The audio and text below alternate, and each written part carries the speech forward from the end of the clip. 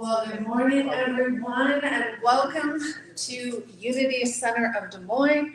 We are absolutely blissfully happy that you made it safely and sitting here. I think he is still outside, but a special thanks to Michael Kolbeck for arriving at 8 a.m. this morning, putting out what salt we had and then going to get more, and just helping people walk in, and just big thanks to Michael Kolbeck for all the work that he did that. Yes, a round of applause. If you see him later, please thank him.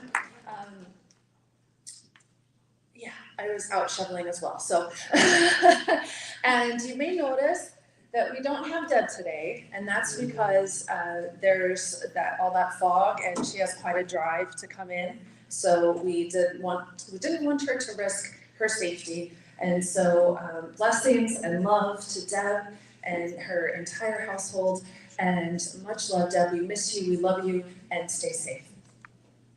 Let's begin with song. The show must go on. Susan Kellogg and Dennis are going to be doing music. I don't think yes I do. If you're new today and you didn't notice, there's a little welcome packet, and there's some ornaments, and there's no mugs right now, but I'll get some mugs out there. Those are for you if you want to take it and learn more about Unity. If you are joining us online for the first time, please know that you can go to unitydesmoines.com, learn about all the stuff that's happening here. You can see the schedule, all that good stuff. The newsletter every week goes up there, unitydesmoines.com, and we love to have you, whether you're online or here in person. So our first hymn, you'll notice you have hymnals out. We're going to do hymn number 272. We're going to do all the verses, and Dennis is going to play guitar while they sing.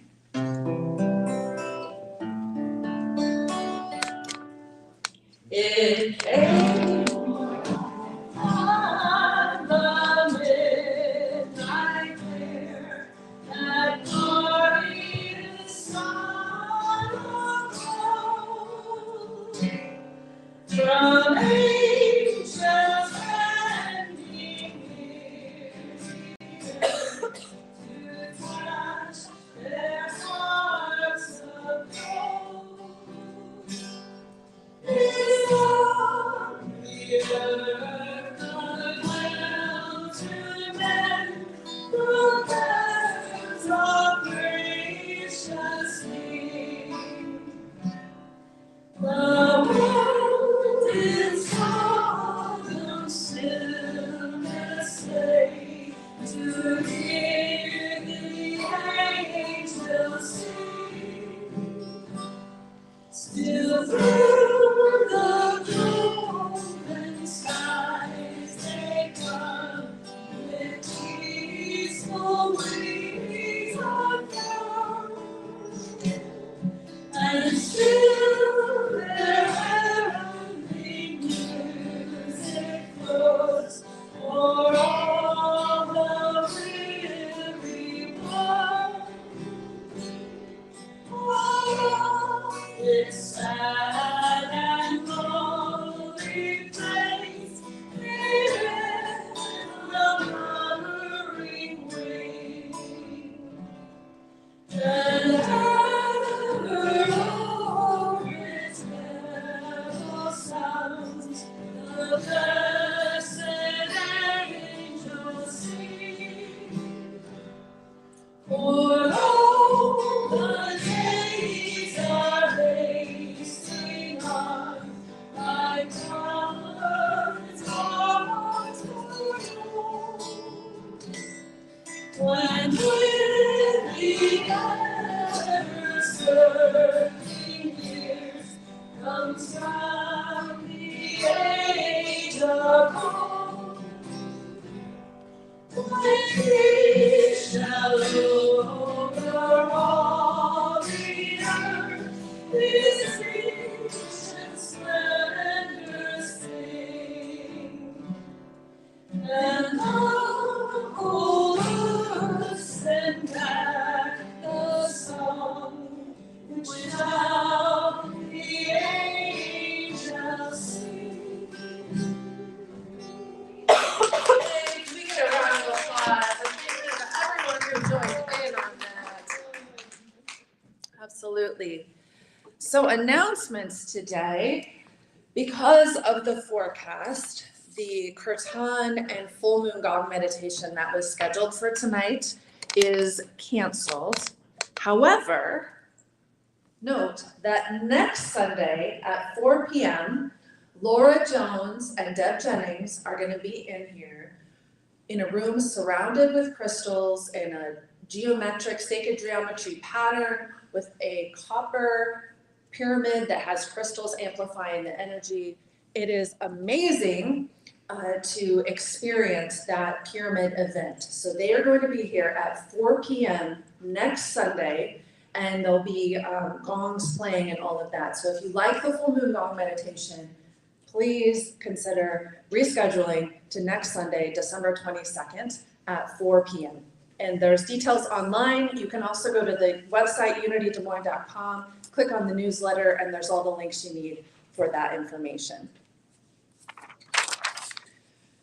We also have some very exciting news on the children's program. We've been talking about how Deja at the annual meeting stepped up and said, I'll lead it. Someone who came to her class, her yoga class, named Jody, who hopefully we'll see around here. Jody, if you're online, hey, thank you. She approached Sherwin Williams and got 5 gallons of primer to be donated.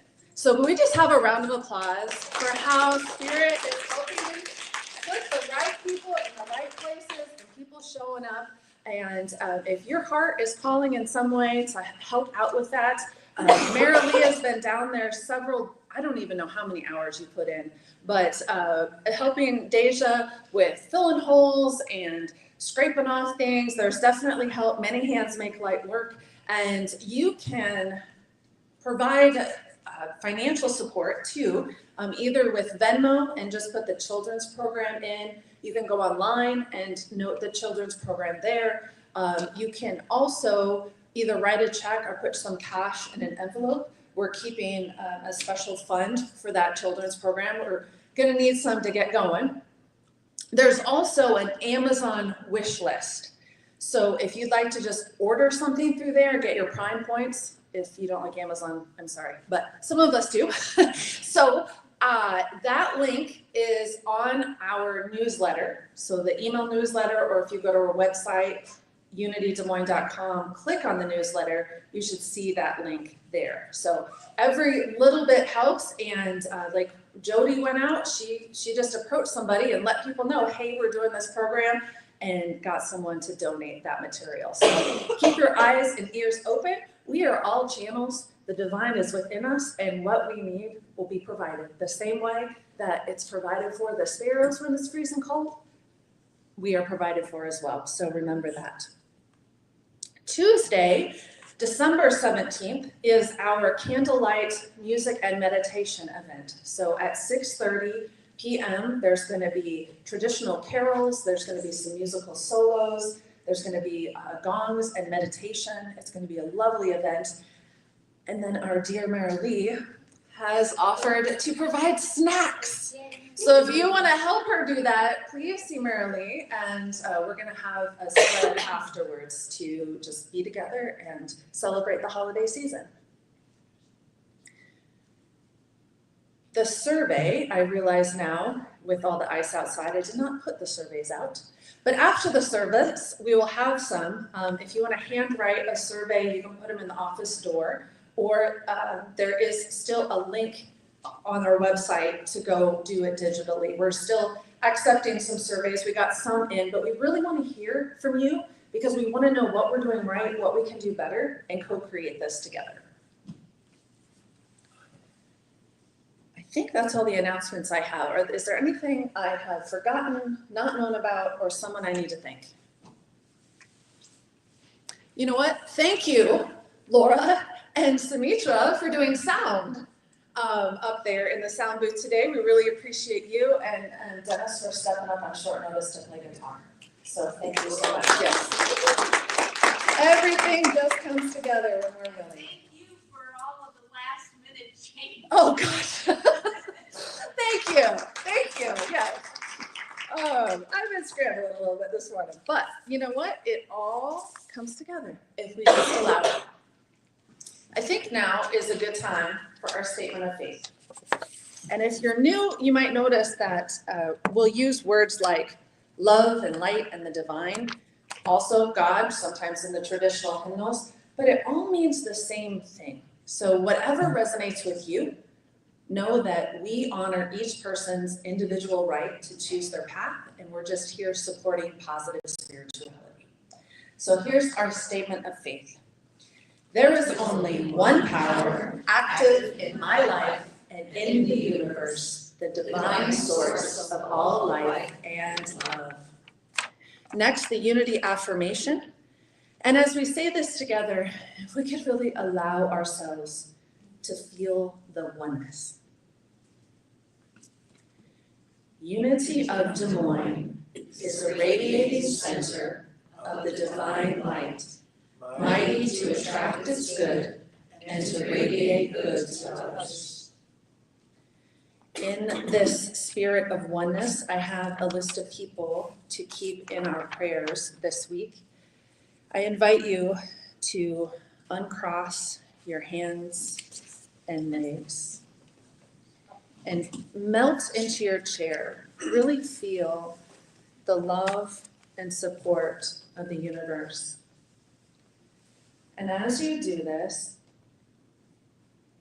tune in to your ability to channel love and light through your physical being with intention and surround it around yourself, the people next to you, the entire planet, and beyond.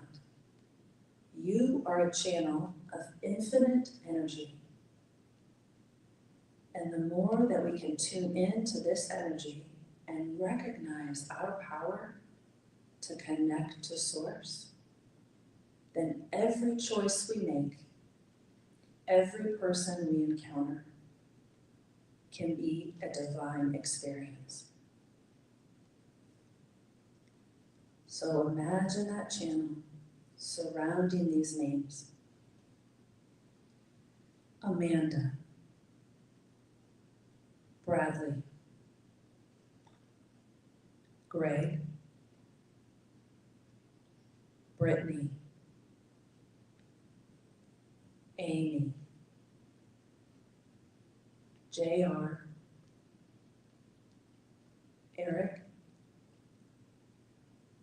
Kelly, Jess, Paul and Phyllis,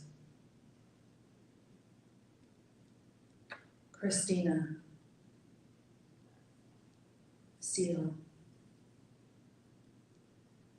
Spiky, Kevin.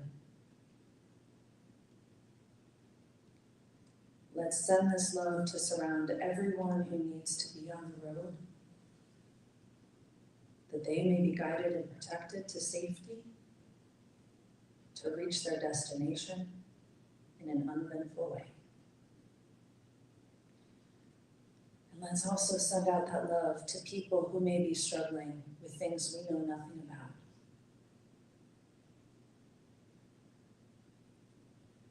And keep imagining that flow. Notice where you feel it in your body. Feel the strong earth supporting you. Secure in the fact that your roots are stable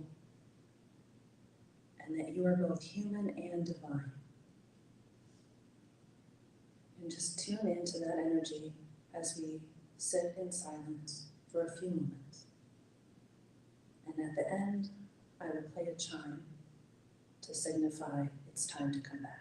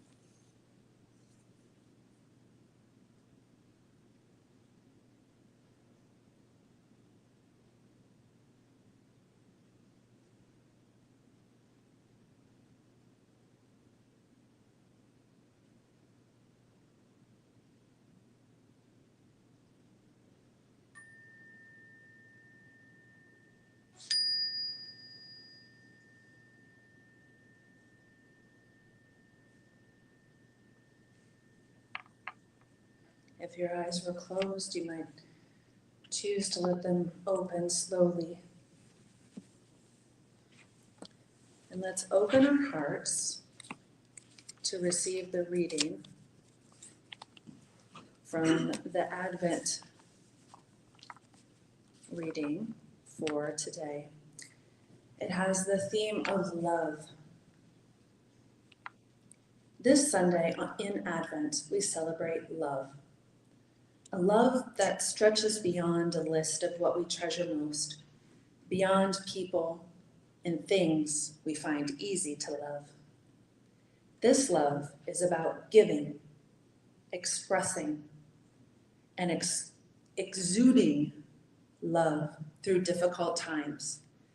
It is a practice of seeing the bigger truth of who we are and the divinity that exists within all of us. During this Christmas season, we are reminded to open ourselves to an even deeper, wider love. The Christmas story abounds with love, including Gabriel's message to Mary, the courage of the shepherds to leave their post, Magi traveling under the guidance of the star, the adoration, faith, peace, and joy of a new birth that was aligned with stars, angels, and prophecy, the arrival of a child who would demonstrate love and kindness and whose teachings would bless others for centuries. Sometimes we might automatically respond to people, the news, and even dear ones with judgment, anger, or criticism. Love is a gift we can withhold or generously offer. When we respond with love, we see through the lens of understanding, knowing that everyone is most likely doing the best they can from where they are in the moment. Our response, whether it's kind words or an understanding look and smile, sends them the healing energy of love. Approaching a major holiday in a season like Advent can feel like a journey.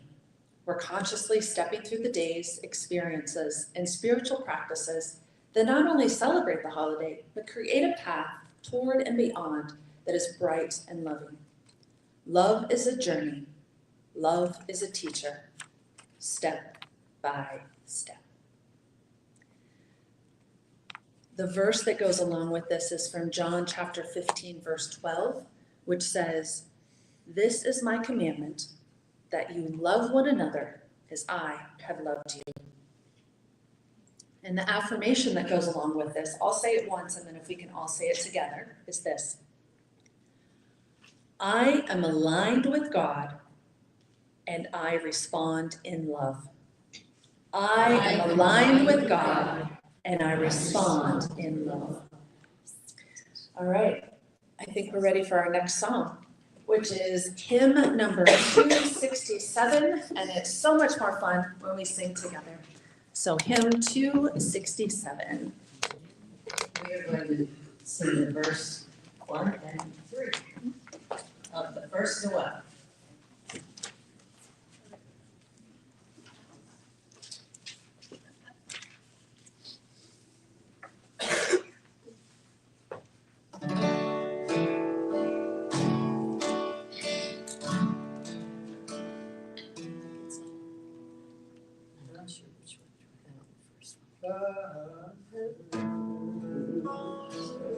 Oh, I see. You got it. You gotta get our notes. Ready? Love first Noel, the angel did say, was certain for shepherds in fields as they lay, in fields where they lay keeping their sheep, on the cold winter's night.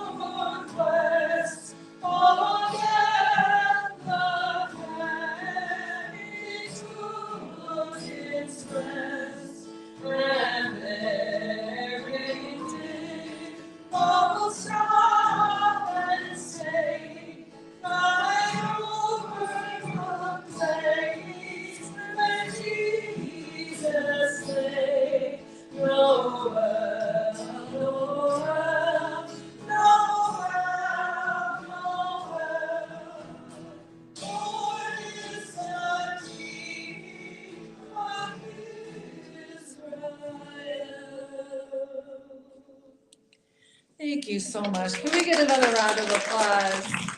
Stepping up on short order. Okay, it is now my pleasure to introduce our speaker. We know her, we love her, she's back. Melissa Harris, speaking on the subject of Am I in Love? Please welcome Melissa.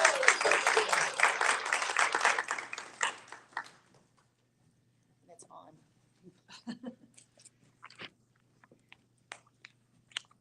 Good morning. Good morning. I feel like Stevie and I might have been channeling each other with some of the words she spoke, and that it might have been like I read that reading as I was preparing for this talk. I think everything's showing up exactly like it's supposed to. So, are you in love? What a loaded question sometimes, right? Right. I'll admit, when I was texting with Deb and she said, the Advent theme for today was love, my first reaction was, oh, and who does that? Who groans about love? But my question was like, how do you talk about love? Like, it's something that over the years, hundreds, thousands of people have tried to define, but does anyone really ever nail it? Yeah. It is this thing we talk around, and I kind of think it gets over talked and not quite understood. Excuse me. And in a way, I had a feeling, especially after listening to that reading, like, what's left to say? But I'm going to try. So, love is this kind of multiplicity. Is it a noun? Is it a verb? Is it an adjective? Is it an emotion? Is it something we say? Yes, it's all of those things. It is things we do. It is things we feel. It is actions we take. It's something we are. And I kind of think describing love is like trying to grab air. It's there. It's right there, and you can feel it. You can sense it. You can experience it, but you can't quite touch it. Yeah. And, there's a reason it's one of the themes of Advent, this coming. And there's a reason that every spiritual path, every teaching keeps it at the forefront for us. It's so integral to our journey. It's something that is it's kept in every speaking, whether we can actually really define it or not. And, that's what we do as humans. We define things. We want to express them. We understand what they are to us. We understand it's part of who we are, and we want to express and share that. And I think it's interesting that when we identify something that's so essential, we try to capture it as if it can be lost. But love can't be lost. And I think, too, there are as many different ways to define love as there are human beings on the planet at any given time. We all understand and perceive it in our own unique ways. So it's all of these things, and there's all these ways to understand it and experience it. But I have this question: is love something we can be in? There's this phrase, are you in love? Am I in love? There was a point several years ago where I started to create an understanding and a perception of God as the figurative waters that we're swimming in and the literal air that we're breathing. This thing that is we are so encapsulated in that sometimes we don't see it, or we think we don't know it. And I started to develop this same idea about love, this thing that's indescribable, but always everywhere within us. And there's teachings that say God is love and love is God, and they're one and the same. And I'm not exactly ascribing to that, but it fits, and I think it's a beautiful way to imagine God and love and picture what they are. But coming back to this idea of being in love, you know, what happens when we say that phrase, kind of our automatic response comes to like a romantic or a relational idea. We've created that phrase to mean one specific thing about love. And it's about being in love with an other, Yeah. another human, a pet, a song, a poem. Have you ever said, I'm in love with that idea? We can be in love with anything. But we tend to mean it when we say in that perspective about something external to us. And so some of my thinking and kind of where I'm trying to go with this today is like turn that on its head a little bit. When we say love in that way, we're saying something that we might be absorbed in our emotion about. But let's go back to the water and the air analogy. So what if love is something we're in? And by being in it, thinking of being absorbed in it and immersed in it. So it's within us as well as us within it. Yeah. And this is why sometimes we don't see it. You know, we think of the air that we breathe in and the air that we breathe out, and the idea that our bodies are 60, 70% water. Those aren't elements that are poured into us and poured out of us like we're vessels. They're throughout every aspect of us. They course through us. They're in our bones. They're in our tissues. They're in our minds, in our brains. They're in our hearts. Same as God. Same as love. Could love be, is love the waters that we're swimming in, within us and without us? And I mostly kept this idea like kind of twinkling about in the back of my head for a long time, but until recently, I started to really develop it. And I have a story for you. So a few weeks ago, Tim and I were getting ready to go to a memorial service. It was the following morning in Lincoln, Nebraska, and we had to make some travel arrangements, get up, get there in the morning, meet some friends, go to the service, and be with people, and then turn around and get back on the road because we had to be in Ames that evening. So there was a lot of kind of juggling around it. And I found myself really thinking about the details. I found myself kind of in the specifics of who are we going to see and what time do we need to get there and what's this location like, and really kind of getting absorbed in that. And this service was for a friend of ours, a friend of a family, and young. She was 38 years old. We've known her since she was a teenager. And I've had some communication with her, texting with her and things recently, but I probably haven't seen her in 5 years or more. And so Morgan, her name is Morgan, is someone who, when you first meet her, or anytime you encounter her, you feel love. And it's not an affection that you feel immersed in love when you're around her. You've been around people like this, right? And so, you know, I kind of think of her as this whole package because she's stunning, stunning woman. She's absolutely beautiful and kind and generous and authentic and deep and wise and everything you think of when you think of a loving person. But there's also like this bigger thing that she is, this bigger thing about Morgan. And, you know, in some teachings, it would be called an aura. Or I've spoken about Aramaic Jesus here. In that teaching, it would be called an atmosphere. It's this sense that you have, that you're drawn to, that you want to be immersed in when you're with this person. So Morgan was diagnosed with an aggressive form of breast cancer just a couple of years ago, 2 or 3 years ago. And she went through several treatments, conventional and alternative. And when the time came, she made the choice about how she wanted to walk towards her death. And she made plans. And she invited everyone close to her into that. So, when I heard that morning that she had died, it wasn't a surprise.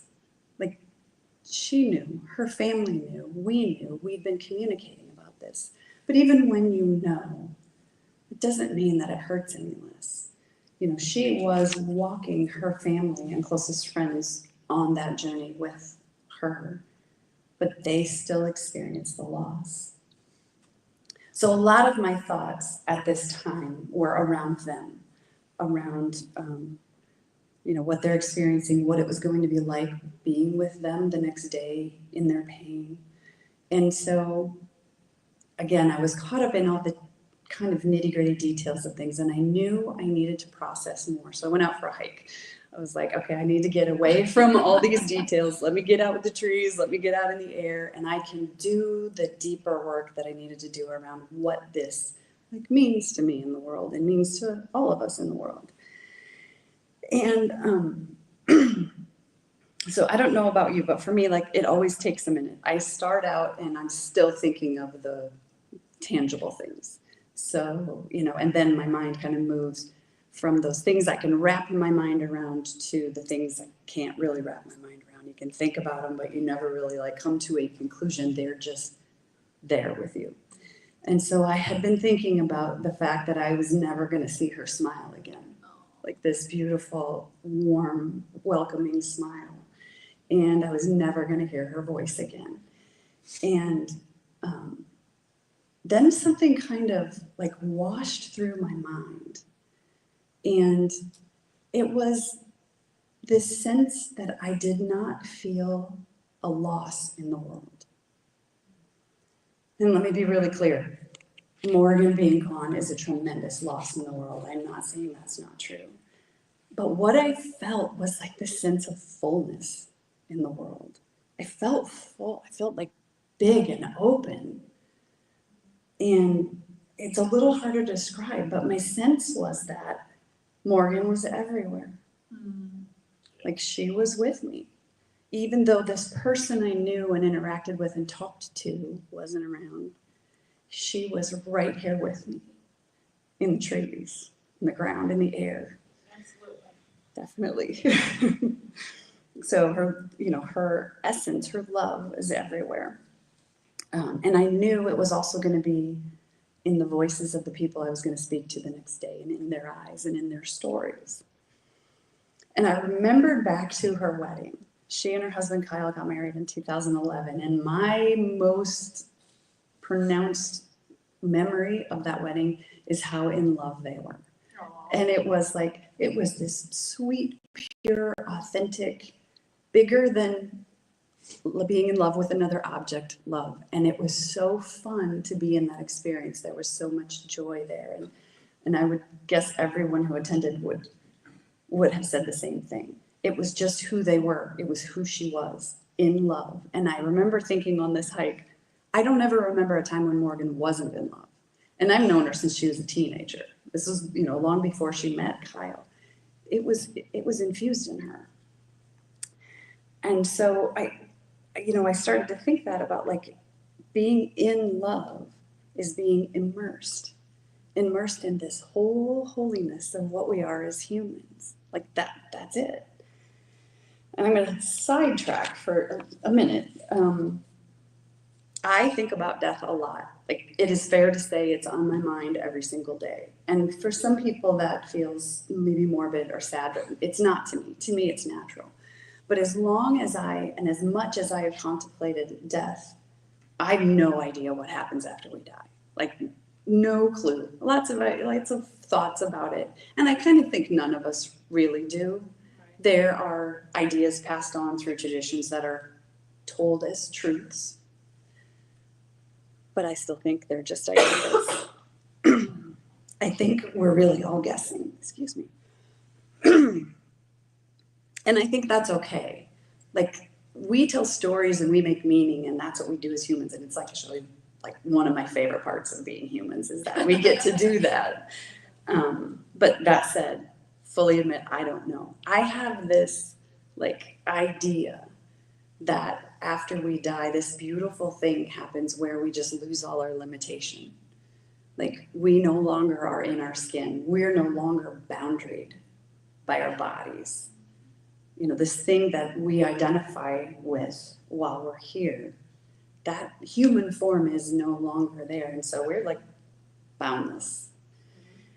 And, you know, we're not having sensations, and we're not hearing and seeing and smelling and receiving things in the same way because we don't have this body. So I think my experience of this fullness was because Morgan was no longer bound, no longer limited. There was nothing stopping her from being everywhere, within every one of us, within everything we encountered. No longer limited to a body. She's in every breath that I take. She's in every word that her family speaks. She's in their hearts. She's in their eyes. But still, like, you miss the form of the person. And I remember thinking, like, I wasn't done.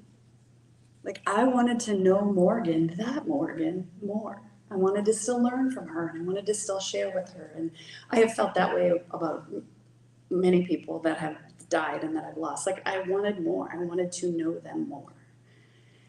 And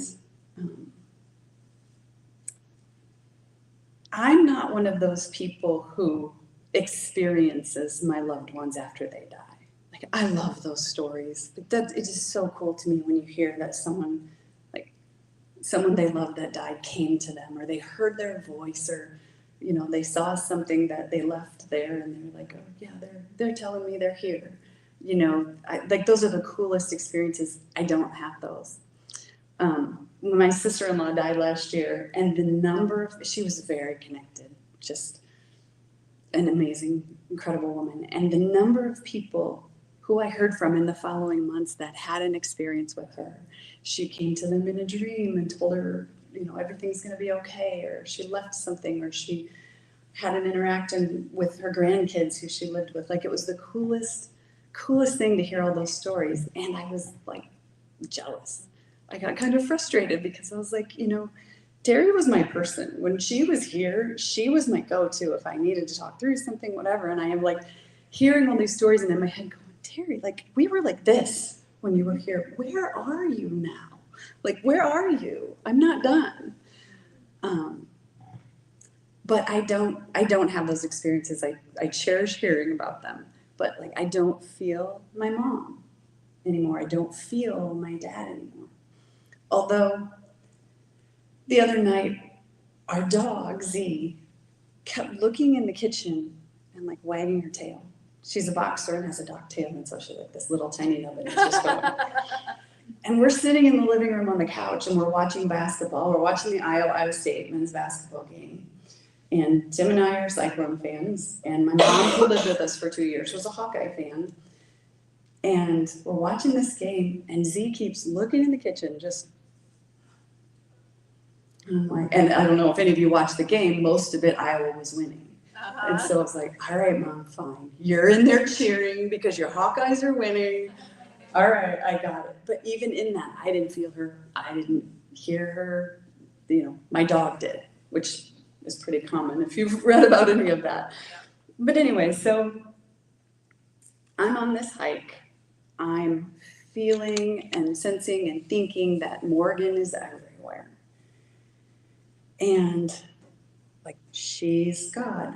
She is love. She's immersed in everything. And so I asked out loud. I talk all the time when I'm out hiking by myself. It's embarrassing when I don't realize that there are people around, but I'm always talking out loud.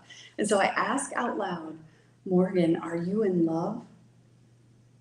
And I swear I heard her voice say, I always was. I always was. Like, it didn't take her becoming unboundaried by her body. She always was before then. And when I heard that, I knew we all are.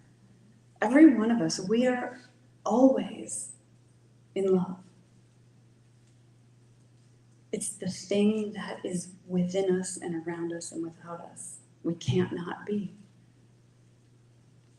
So the next time you hear that phrase or hear that question, are you in love? The answer is always yes. And it's an easy answer.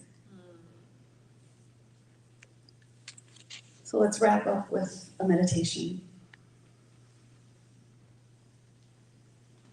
Get settled in your seat. Get comfortable so your body feels well balanced and at ease. Close your eyes if you'd like, or find a soft gaze point in front of you. Drawing your first breath in, notice what you're feeling. You might be having a reaction or a response or a contemplation. Let that come in, and as you breathe out, release it and just feel ease.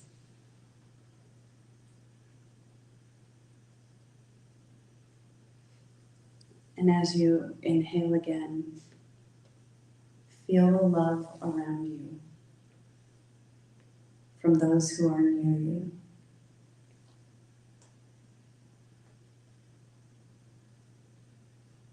And exhaling, give your love.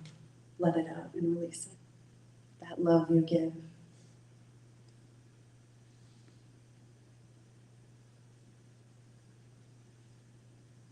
And breathing in again, feel the love within you. That love that is within every part of you. All you, all love.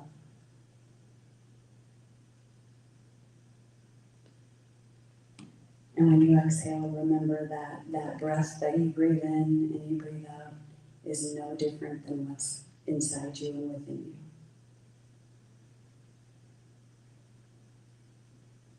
And continuing to breathe, remember that that love that is around you, that you receive and you give, is no different than what is inside you, throughout you.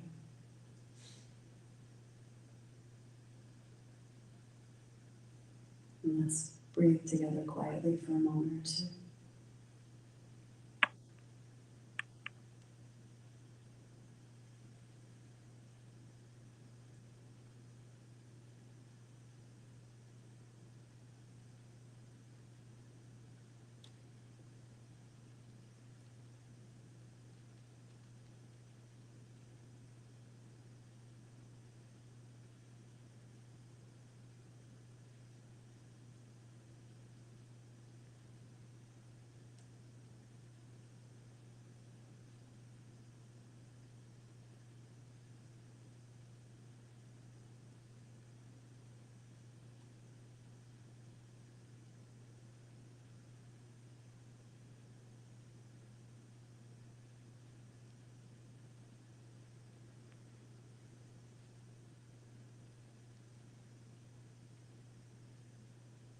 And as you return your attention to the sound of my voice and to the room that we're in, draw in one more long, deep breath.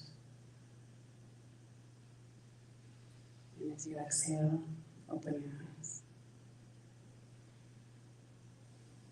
Have a beautiful Sunday, everyone, filled with love. Aww.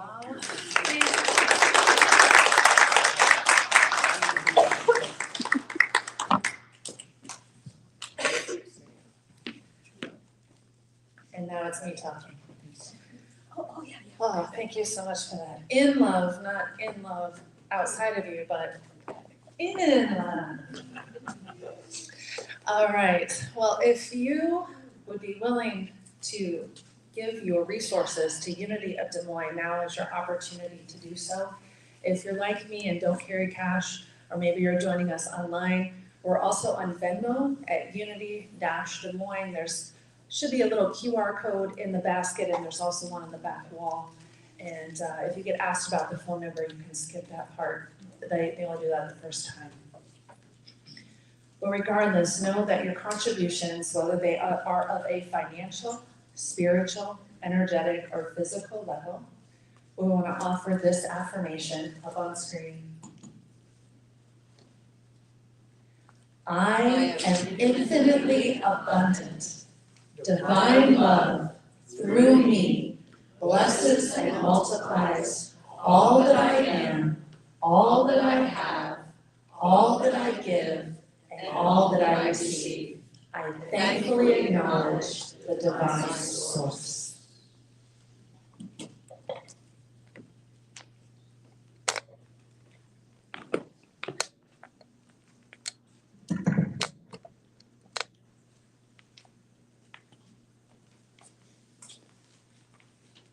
That meditation was so beautiful.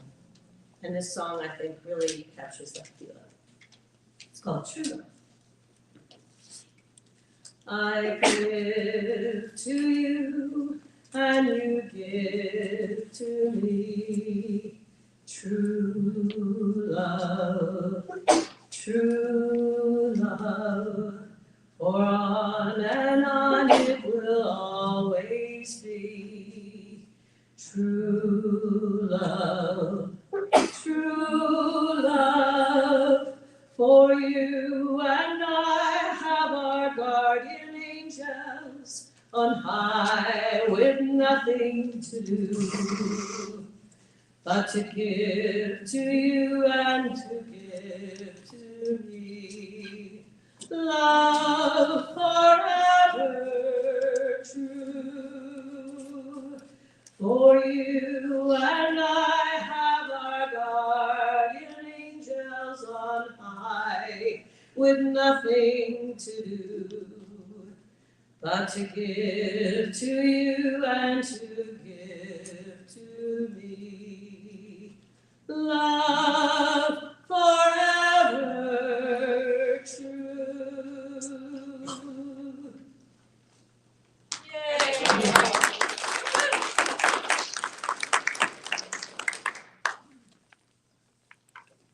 And that's Susan reminding us that we have an instrument with us no matter where we go. We all have it and we can all use it. If you can breathe, you can sing. And take faith in that, no matter what anybody else says. All right, thank you. We want to dedicate this offering to do the work of spirit and truth to the people of Unity of Des Moines, and we are grateful. Thank you, Zeke, yes, for collecting that. And because Deb's not here, we're gonna not do the universal greeting of peace, unless someone has it memorized, which I don't. We can get peace. We can do it? We can do it. We got it. Not the, no, not the song, the one where like, I offer you friendship and I offer Oh, you yeah, love. we can't do that. Yeah. We should probably write it down, but we will do our closing song if we can invite everyone to stand up and make a great big circle around the room. If you don't want to hold hands, put your hands over your heart. And we're going to send some extra love to Deb and Justin and Spikey.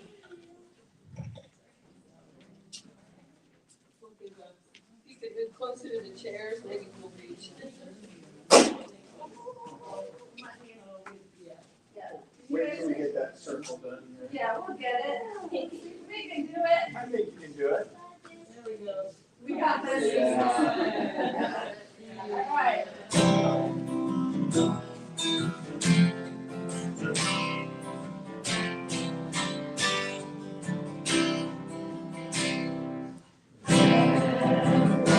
There be peace on earth, and let it begin with me. Let there be peace on earth, the peace that was meant to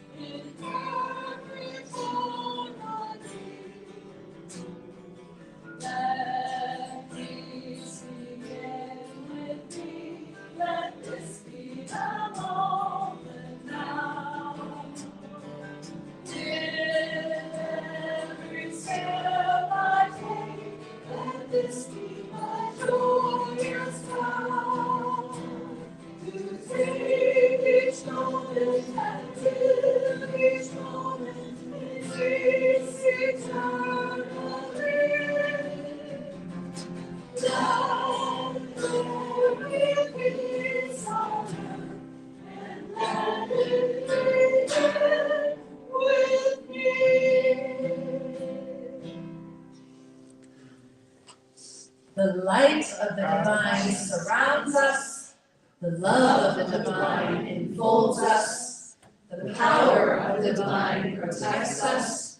The presence of the divine watches over us. Wherever we are, the divine is, and all